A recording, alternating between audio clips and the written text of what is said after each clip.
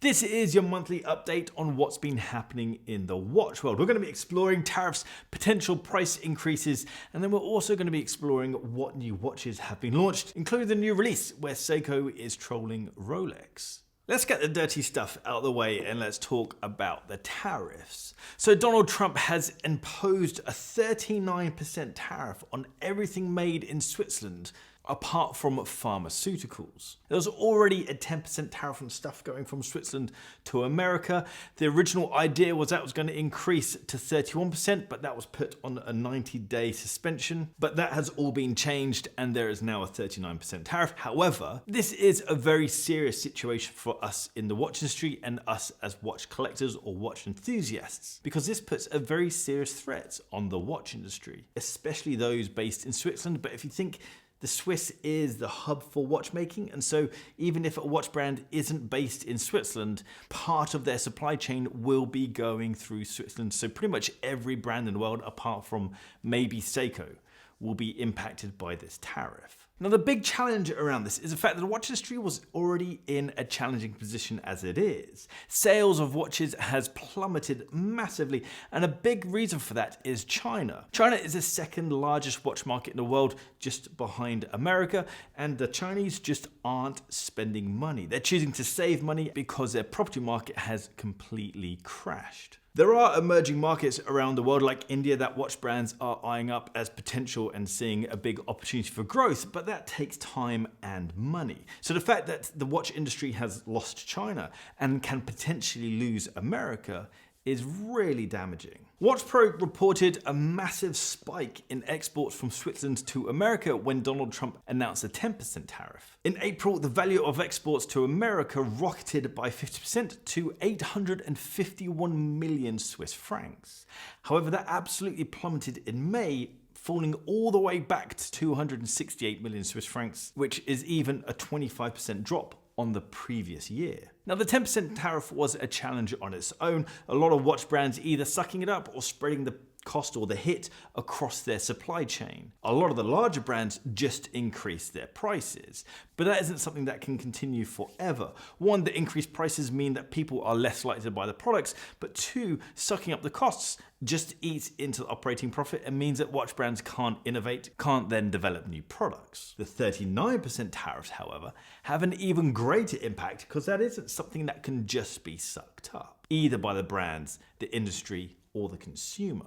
If the tariffs don't improve and stay in place for Trump's full term for the next 3.5 years, then that would have a serious impact on the Swiss watch industry. We will see significant players either closing up shop or they will be sold on to other groups. That sounds dramatic, but before this 39% tariff, there were already rumors that there's significant watch brands, significant as in they're important within the watch world.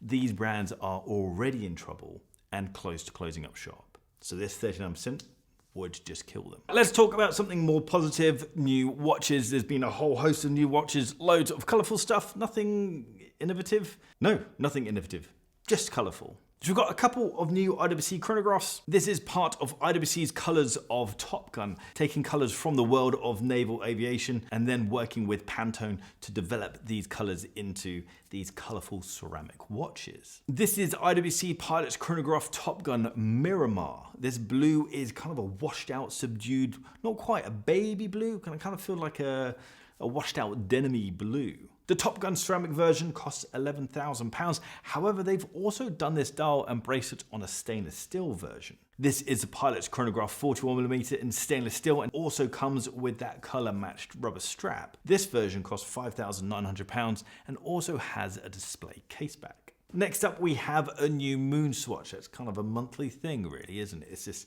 cash cow that Swatch and Omega keep milking.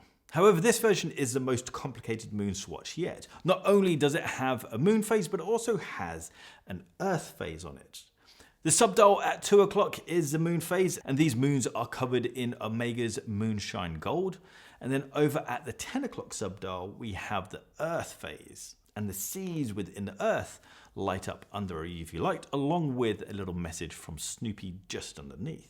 Now this is a limited edition, it's only available on the 9th of August and you're only allowed to buy one per person. Sticking with Omega, there's been a new Seamaster. Now I absolutely loved this thing when it was launched.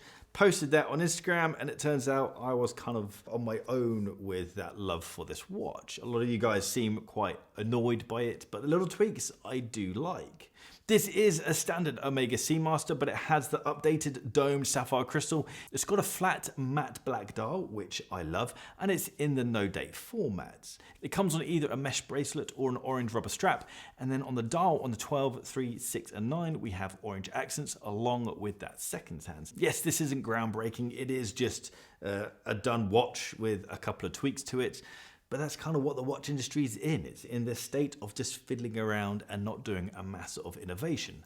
That stuff just costs money.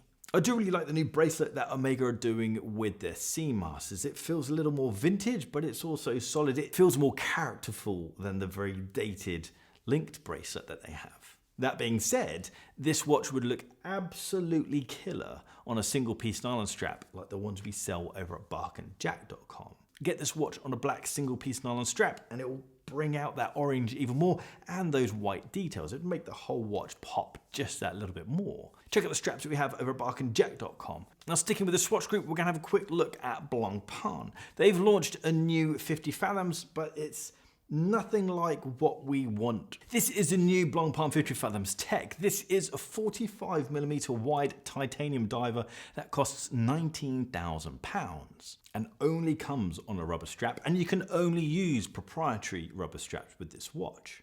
The bezel and the dial, that is just outright Blancpain, and that is just outright sexy. I love that it's their kind of signature look, but the rest of it I feel is so unnecessary. I'd love for Blancpain to just launch a 40mm diver. Just make it very Blancpain-y, but just solid and 40 and no messing about. Talking about messing about, we have Seiko now. Is it messing about? Who's the one messing about? Rolex versus Seiko. So Rolex have all of these nicknames, and we all know that the red and blue bezel Rolex, that's called the Pepsi. However, all of the nicknames are unofficial, they're not actual collaborations, and they've just been given by us, the watch community.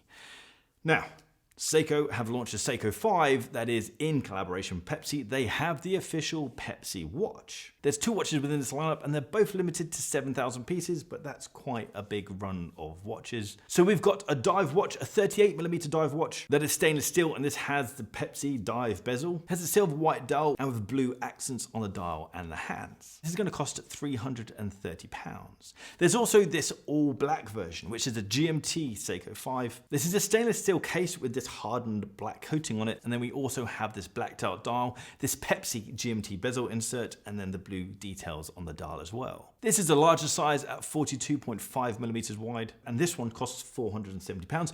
Both of these come with Pepsi can inspired packaging. Again, nothing groundbreaking like with all of these releases, but I feel like this is a bit of fun. And is this Seiko trolling Rolex a bit? Guys, let me know what you think of these new releases in the comments down below. Let me know what you think about these tariffs. If you like this video, hit the thumbs up button. If you like the style of this video, hit the subscribe button down there and that little bell icon to get notifications when I drop a new video. If you're on Instagram, give me a follow at barkandjack. Oh yeah, check out watch straps and watch accessories over at barkandjack.com. See you guys soon. Take care.